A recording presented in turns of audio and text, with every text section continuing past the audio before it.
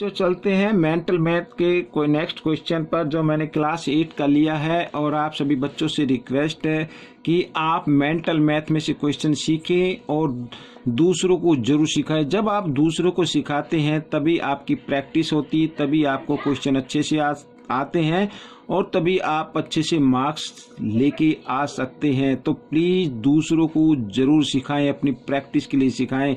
तो चलो चलते हैं नेक्स्ट क्वेश्चन पर। क्या कहता है क्वेश्चन नंबर नेक्स्ट, यहाँ पर देखिए क्वेश्चन नंबर हम 33 करने वाले हैं। ये मैं आपको इधर दिखा देता हूँ बच्चों। यहाँ पर ही देखिए, Rekha can drive to Gwalior in 8 hours at 60 kilometer per hour. ठीक है बच्चों, तो रेखा कोई कार वगैरह है तो वो चलाती है, ग्वालियर जाती है और 60 किलोमीटर पर आवर से गाड़ी चलाए तो उसे 8 आवर लगते हैं। How long will it Ravi take if his speed is 40 kilometre per hour. तो हमें बताना है रवि जो चला रहा है उस कार को तो 40 किलोमीटर पर आवर के हिसाब से चला रहा है, तो उसे कितना टाइम लगेगा। अब देखो रवि की जो कार की स्पीड है वो कम है, ठीक है 40 है, तो जाहिर सी बात है अगर वो कम स्पीड से चलाएगा तो ज़्यादा टाइम लगेगा। ठीक है, यहाँ पर मतलब एक तरफ जो क्वांटिटी है वो डिक्रीज है तो दूसरी तरफ क्या हो रही है, इंक्रीज हो रही है। तो डायरेक्ट इनवर्स प्रोपोर्शन इसमें लगने वाला है। आइए करना शुरू करते हैं। तो सबसे पहले बच्चों यहाँ पर मैं बना लेता हूँ एक टेबल। क्वेश्चन नंबर 43, तो ये हम बना लेते हैं एक तरफ टेबल, ठीक है, और यहाँ पर एक तरफ लिख लेते हैं यहाँ पर स्पीड इन ठीक है इन किलोमीटर पर आवर, और एक तरफ लिख लेते हैं टाइम बच्चों यहाँ पर, ठीक है टाइम। तो देखो स्पीड है, पहले वो लड़की चला रही तो स्पीड है उसकी 60 किलोमीटर पर आवर, तो उसे लगते हैं 8 आवर। ठीक है, टाइम इन आवर्स यहाँ पर मैं लिख देता हूँ 8 आवर्स। अब यहाँ पर रवि चलाता है 40 किलोमीटर के हिसाब से, तो उसे मान लीजिए x आवर लगने वाले हैं। ठीक है, तो यहाँ पर लेट कर लेते हैं, let Ravi takes x hours. ठीक है बच्चों, यहाँ पर मान लीजिए रवि जो है x आवर लेता है। तो अब देखो जब स्पीड कम हो गई, ठीक है, तो टाइम क्या लगेगा, ज़्यादा लगेगा, यानी लेस स्पीड यहाँ पर मैं लिख देता हूँ। इससे क्या होता है कि आपको पता लग जाता है कि डायरेक्ट वेरिएशन है या इन्वर्स वेरिएशन है, या आप प्रोपोर्शन भी बोल सकते हैं। तो यहाँ पर लेस स्पीड हम लिख लेते हैं, लेस स्पीड तो मोर आवर्स यहाँ पर। ठीक है, इससे पता लग जाता है एक तरफ डिक्रीज है एक तरफ इंक्रीज है। ठीक है, तो इनवर्स प्रोपोर्शन।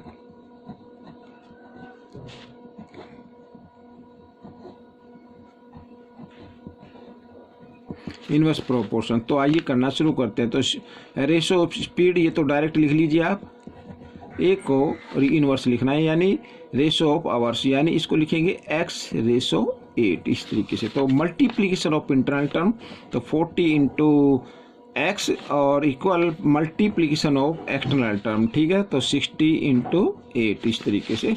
x की वैल्यू निकालनी है आपको, तो 60 इंटू 8 और x के साथ ये 40 मल्टीप्लाई की फॉर्म में है, इधर आकर ये डिवाइड की फॉर्म में आ जाएगा। तो 0 से 0 हमने कर दिया और 4 1 जा 4, 4 2 जा 8, तो 6 2 जा 12, तो 12 आवर्स उसको लगेंगे बच्चों। यहाँ पर रवि टेक्स 12 आवर। ठीक है, यहाँ पर मैं लिख देता हूँ रवि विल टेक 12 आवर्स। ठीक है बच्चों, ये आपका आंसर आ गया। तो आपको ये क्वेश्चन कैसा लगा मुझे कमेंट्स में लिखें। आइए अब हम करने वाले हैं क्वेश्चन नंबर 44 यहाँ पर। तो क्वेश्चन नंबर 44 भी कोई ज़्यादा मुश्किल नहीं है। आइए पहले इसको रीड कर लेते हैं। यहाँ पर देखिए, the speed of train 125 metre long is 45 kilometre per hour. ठीक है, how much time will it take to pass a platform 1375 metre long. ठीक है बच्चों, तो देखो यहाँ पर लिखा है कि एक ट्रेन की जो लंबाई है वो लेंथ जो है वो 125 मीटर है। ठीक है बच्चों, और 45 किलोमीटर के अकॉर्डिंग वो चल रही है। तो हमें बताना है कि ये प्लेटफॉर्म की लंबाई है 1375 मीटर लॉन्ग, तो इसको क्रॉस करने में कितना टाइम लेगी। ठीक है, तो अब मैं आपको बता देता हूँ इसको क्रॉस करने में वो टाइम लेगी, यानी अपनी डिस्टेंस के साथ साथ ये डिस्टेंस भी उसे क्रॉस कवर करनी होगी। तो हम क्या करते हैं, दोनों डिस्टेंस को यानी इसकी ट्रेन की लेंथ को और प्लेटफॉर्म की लेंथ को ऐड कर देते हैं। ठीक है बच्चों, ये है मीटर में, तो इस जो स्पीड है उसको भी हम मीटर में फाइंड आउट कर लेते हैं। आइए करना शुरू करते हैं। तो सबसे पहले यहाँ पर लिखता हूं speed of train. Speed of train तो है 45 किलोमीटर पर आवर। ठीक है, अब हम क्या करते हैं और इसके हम क्या कर लेते हैं, मीटर बना लेते हैं। तो 45 में 45,000 यानी इंटू 1000 से आप इसको मल्टीप्लाई कर दें तो ये हो जाते 45,000। अब बन गई ये मीटर, और 1 आवर के बना लेते हैं मिनट। ठीक है बच्चों, यहाँ पर 1 आवर के बना लेते हैं मिनट। मिनट हो गए यहाँ पर 60। तो इस तरीके से मैं इसको इधर लिख लेता हूँ यहाँ पर।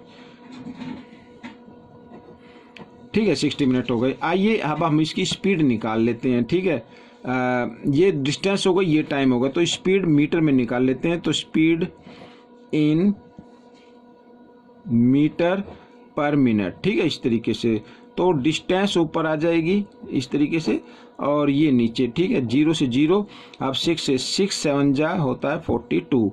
ठीक है, तो यहाँ 45 थे, 42 माइनस हो गए तो ये 3 बच गया, और 0 तो 6 5 जा यहाँ पे हो गया 30, और ये 10। ठीक है, तो अब इसकी स्पीड आ गई, यानी यहाँ पर मैं लिख देता हूँ 750 मीटर पर मिनट। ठीक है, यहाँ पर ये इसकी न्यू स्पीड आ गई। अब देखो यहाँ पर अब टोटल डिस्टेंस निकाल लेते हैं। तो जो जैसा कि मैंने आपको बताया था टोटल डिस्टेंस मैं यहाँ पर लिख लेता हूँ एक बार। तो मैंने आपको बताया था कि बच्चों जो ट्रेन की लेंथ की जो ट्रेन है, जितनी लंबी ट्रेन है वो प्लस, ठीक है, और प्लेटफॉर्म की, इन दोनों को हम क्या कर देते हैं, ऐड कर देते हैं। तो यहाँ पर 5 और 5 10, ठीक है, 7 और 2 9 और 1 10, यहाँ पर 3 और 1 5, और ये आ गया। देखो 1500 मीटर की उसे डिस्टेंस क्रॉस करनी होगी, तभी वो प्लेटफॉर्म क्रॉस हो पाएगा। तो अब आइए इसको करना शुरू करते हैं। यहाँ पर निकालते हैं बच्चों टाइम की, कितने टाइम में। देखो टाइम का फॉर्मूला होता है डिस्टेंस, ये डिस्टेंस हमेशा ऊपर आएगी।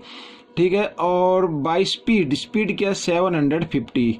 तो इसको हम क्या करते हैं, डिवाइड कर देते हैं 0 से 0, और 75 बन जा 75, 75 2 जा 150, यानी 2 मिनट उसे लगेंगे। ये आपका आंसर आ गया। तो बच्चों ये क्वेश्चन कैसा लगा मुझे कमेंट्स में लिखें, और इसमें से सीखकर आप दूसरे बच्चों को सिखाएं।